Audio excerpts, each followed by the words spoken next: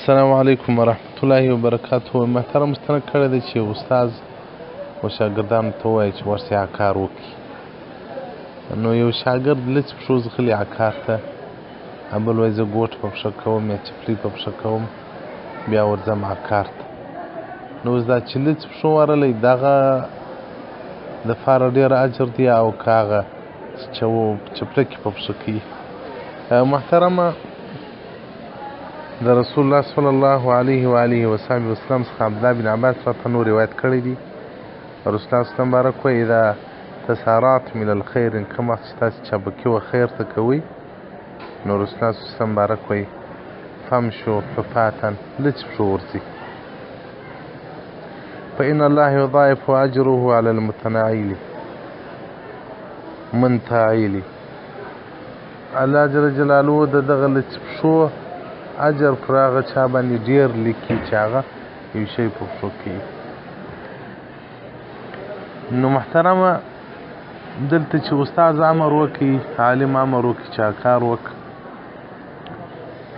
نو اوس دلته دوه صورت دي. یو داسې دي چې مثلا بیابان کار وي، نو هغه به لازم ګوټ یو شی ورته په پښه کوي. دا که دی په حجره کې ناست وی، ورته د مسجد څخه کتاب راواخلي، نو دلته باید شاګرد چابک کړي، چپلکې نه کړي په پښو، لڅ پښو رالا کړي، عکار هم ژر وکړي او ادب هم دا دی. اصل کې ګوره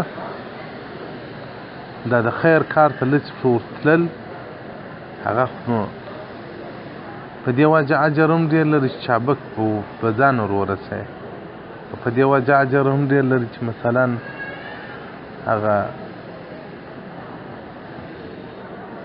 کار و اجر ډېر درته مهم دی، ثواب ډېر درته مهم دی. دا چوټې په پښه کول نه دي درته مهم. نو محترمه، هر هغه کار چې په لڅ پښو باندې د خیر اوسي، په هغې اجر ډېر دی. دغه رنګه نو اوس مثلا مثالونه یې ډېر دي.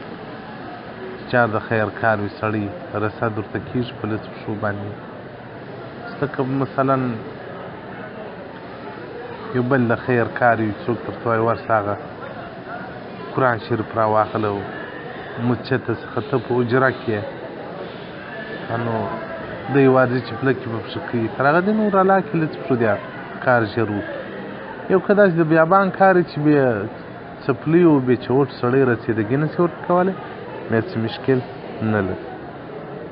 حدیث رقم 4001 صفحه 204 معجم الاوسط جلد نمبر 4. والسلام علیکم ورحمة الله وبرکاته.